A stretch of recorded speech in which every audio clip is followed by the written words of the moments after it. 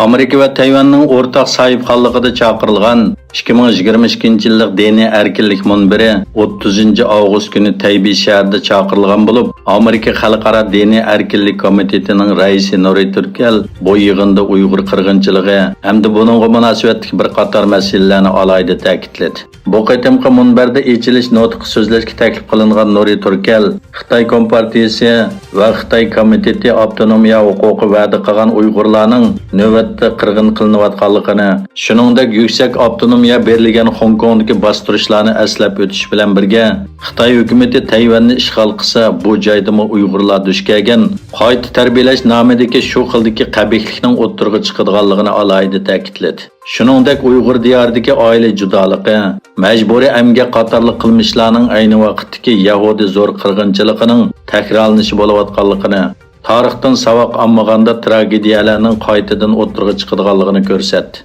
O so'zda bu to'g'riliq to'xtalib, Xitoy hukumatining oshkor holda Uyg'urlarga qarshi ijro qilayotgan qirg'inchiligi va insoniyatga qarshi jinoyatlari Tayvanga shuni uqtirdiki, sizlarning Uyg'ur qirg'inchiligini tadqiq qiladigan vaqtinglar keldi. Tayvanni qo'g'dab qolmasanglar, Uyg'urlar duch kelgan qismat sizlarga keladi. Hujmi pesh og'zimga tushdi ish, sizlarni bu taqdirdan qutuldirib qololmaydi dedi. Rossiya Ukrainaga tajovuz qilgandan keyin Rossiya bozori jazo va chet el shirkatlarining chekinishi bilan Rossiyada Xitoyning mashina, televizor va aqlli iqtidorli telefon qatorliq mollari Germaniya va Koreyaning importining o'rnini olmoqda. Xitoy Kompartiyasining Xitoy virusi nol siyosati va Xi Jinpingning davomli qattiq ayirib o'tish qilmishini tadqiq qilgan dokladini tekshirdi. Beijingdagi Aqllar Ambari tadqiqot markazining dokladida yerlik doiralarni ogohlantirib, shaharni taqash, savdo, sayohat va sanoatni qalaymaqonlashtirish qatorliq chekinishdan saqlanish uchun cheklamalarni o'zgartirish kerakligini o'ttirg'a qo'ygan.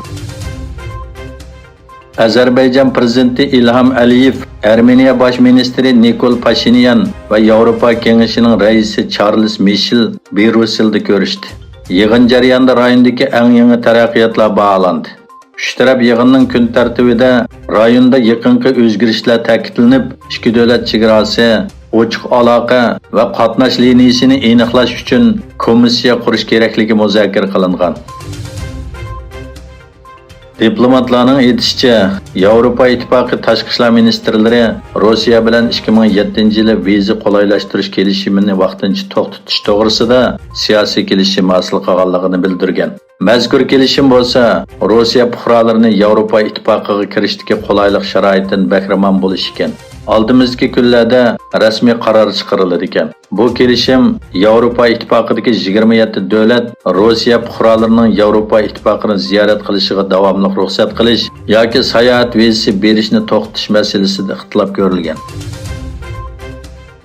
Qozog'iston prezidenti To'qayev 31-avgust Qatarning muavin bosh ministri va tashqi ishlar ministri Muhammad ibn Abdurahman al-Tani bilan ko'rishdi.